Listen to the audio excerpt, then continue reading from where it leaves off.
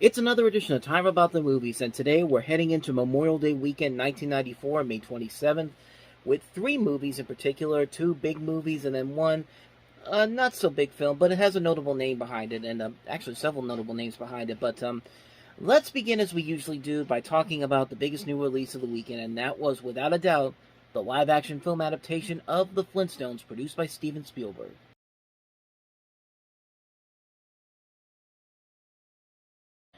So the Flintstones movie was one of those many Hanna-Barbera projects that were in development hell for several years. This actually started production back in 1985 and actually had Joel Silver as the producer on it. And they were actually going to do it with a script by Stephen E. D'Souza, who you would know from the Die Hard movies.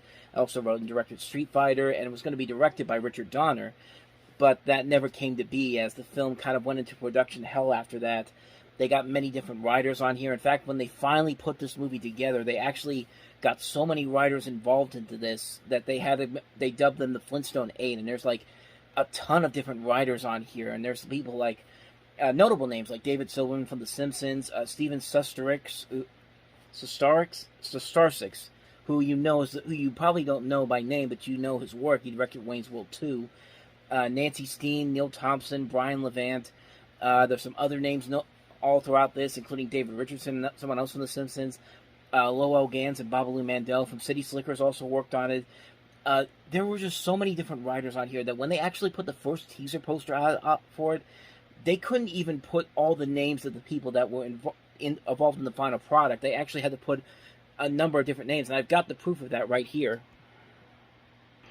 So there's the nice-looking Flintstones poster. It's a really good-looking teaser poster from... I'm on the IMP Awards website. If you want to look for some great archival movie posters, this is the place to go to. There's their thing right there. But, yeah, this was the teaser poster, and look at all the names that are there on the bottom. So you got Michael Wilson, the director, Brian Levant, Al Idikman, Sidney Beagle, Lloyd Garver, David Silverman, Steven Sustarsic, Nancy Steen, Neil Thompson. All these names are on here, but when the final poster actually came out, if I can just go to there,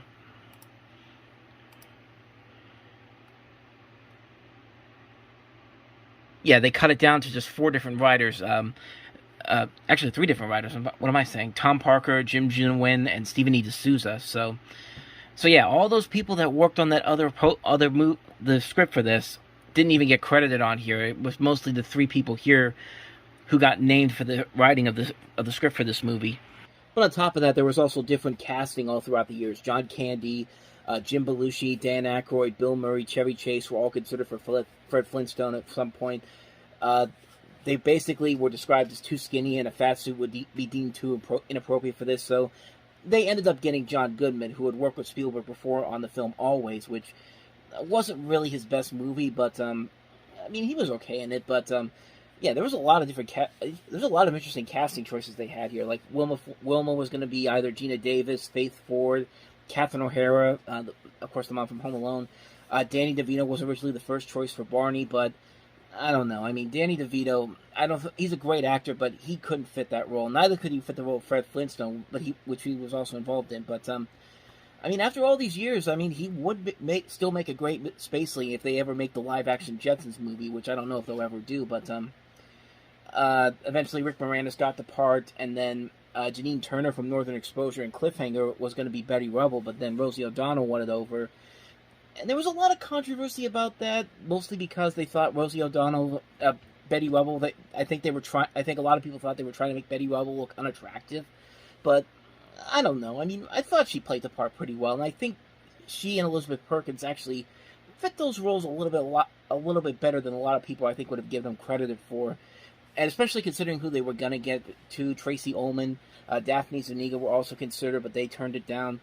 Halle Berry plays Miss Stone in this, and yes, they were trying to get Sharon Stone to do this, and she was actually going to do it, but she had to turn it down because of scheduling conflicts. And just interesting casting all around for this particular movie, and the movie actually did really well. It was one of the big hits of the summer. Got panned by critics because I think a lot of them thought it was a little too... Like, they thought it was wasting the source material and production design on a mediocre script, but I don't know about that. I mean, I remember watching this movie a lot as a kid, and yeah, I'm not going to say it's a classic movie by any means, but you know what? I think they did a lot more right in this movie than they did wrong. I think this is a movie that's really mostly works because it does pay a lot of homage to the TV series, and it does pay a lot of homage to the lore of this series and the world and all that. Plus, I think it does go back a little bit to what the Flintstones was originally supposed to be. I mean, most people look at it now as the Flintstones as kind of a kid show, but it actually started off as an adult, more adult animated series. I don't even need to show you the clips of them promoting cigarettes at the end of the show, Winston cigarettes and all that type of stuff. And I think that's what they were trying to do here. I don't think it works all the way through, but to say it's one of the worst movies of the year, to say it's one of the worst TV adaptations ever made, I mean, I don't think it is.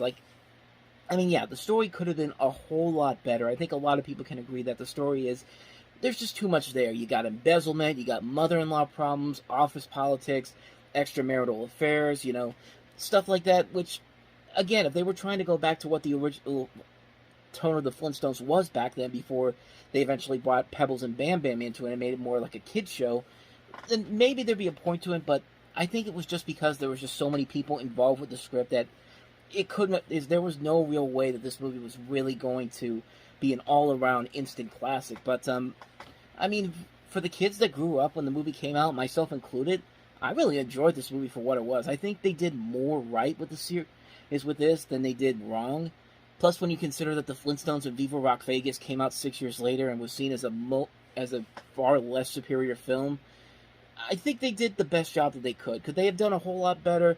Absolutely. I think there could have been another polished script around, but the effort is clearly there. I think these actors do fit these roles pretty well, and I think it is a very fun movie. There's still a lot of good moments in there, a lot of great moments reminiscent of the show itself, and it is a fun movie. I think it's a very, very fun film that really fits the mold of what you expect from a live-action Flintstones movie. And considering what other live-action Hanna-Barbera adaptations we've gotten since then, this still sticks out as probably one of the best ones, which really isn't saying a whole lot, but you know what?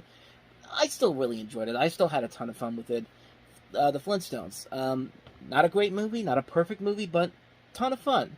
I think it's a lot better than people give it credit for, So that's the Flintstones. Now let's move on to the next movie, which is not very good. And if you've read my stuff for the longest time, you know that this is probably one of my least favorite movies of all time, and that is Eddie Murphy starring in Beverly Hills Cop 3.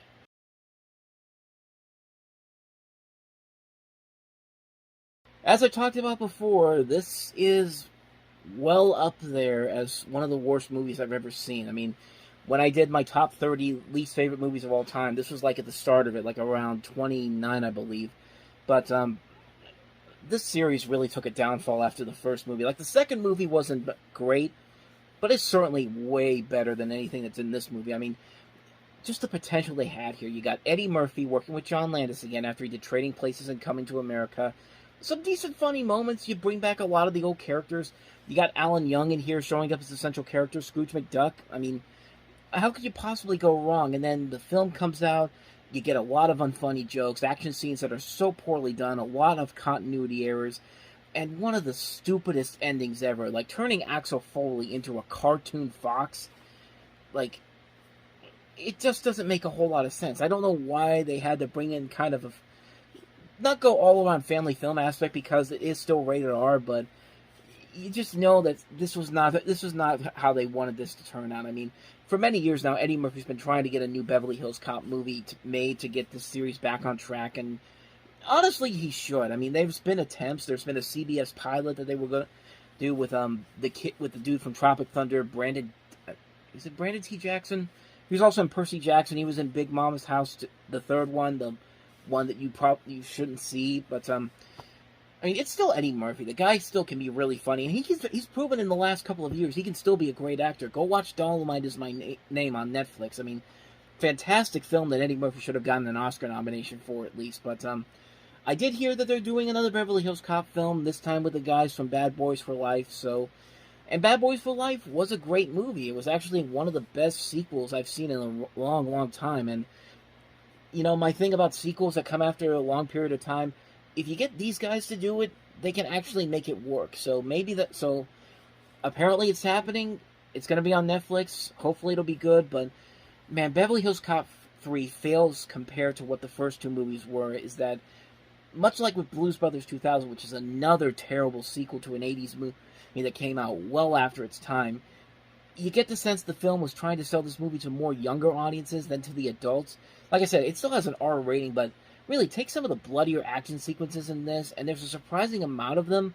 You basically have something on a PG-13 level, and for Beverly Hills Cop, you can't really do that. It failed because the people who worked on this felt like they didn't want to do it. There's reports out there that Eddie Murphy was in such a state of depression that when he decided to do this, he had publicly came out against it, basically saying it was atrocious.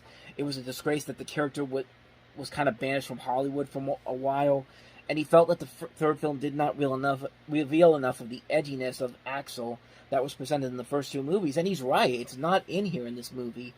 And like I said, he wants to bring this character back, and hopefully with this new fourth film that comes out, hopefully by pretty soon, maybe he can finally get back on track. But man, Beverly Hills Cop 3 is not what you should be getting from a Beverly Hills Cop sequel. It's a movie that lacks the comedy, it lacks the heart, it lacks the action, it lacks the good storytelling, it lacks Eddie Murphy's wit and edge to the character. It's a threequel that feels like nothing but a bad cash grab. It came out way after the zeitgeist of the original films was gone, and it sucks.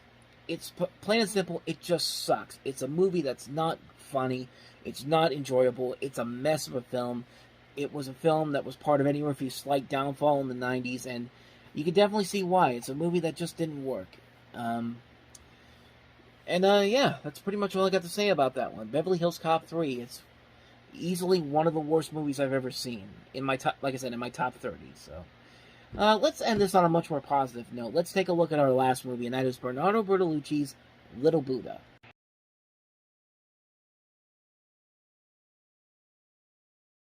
Well, it certainly doesn't have that same spark that made The Last Emperor such a great film.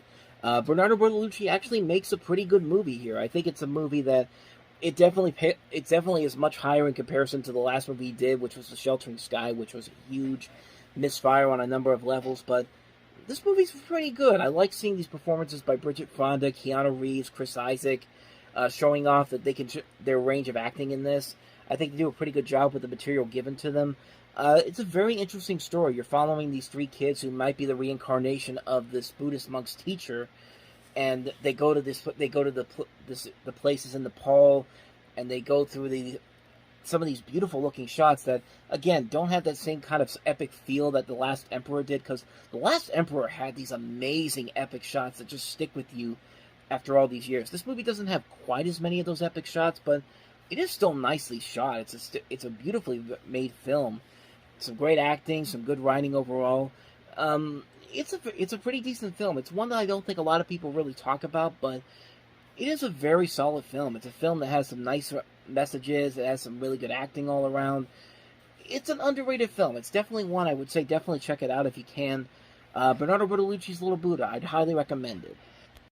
And so on that note, we wrap up another edition of Time About the Movies. We'll jump into June on the next episode with 6 movies, including Danny DeVito in Renaissance Man, Woody Harrelson and Keith Sutherland in The Cowboy Way, the documentary sequel The Endless Summer 2, The Princess and the Goblin, Fear of a Black Hat, and The Slingshot. So 6 movies to look at next time around, and we'll look at those on the next episode. But until then, thank you very much for watching, and as always, if you want to see more videos like this, please hit the playlist on the next page, check out the previous episode, and I will see you guys tomorrow for another episode. So thank you for watching, I'll see you next time, and until then, as always, take care.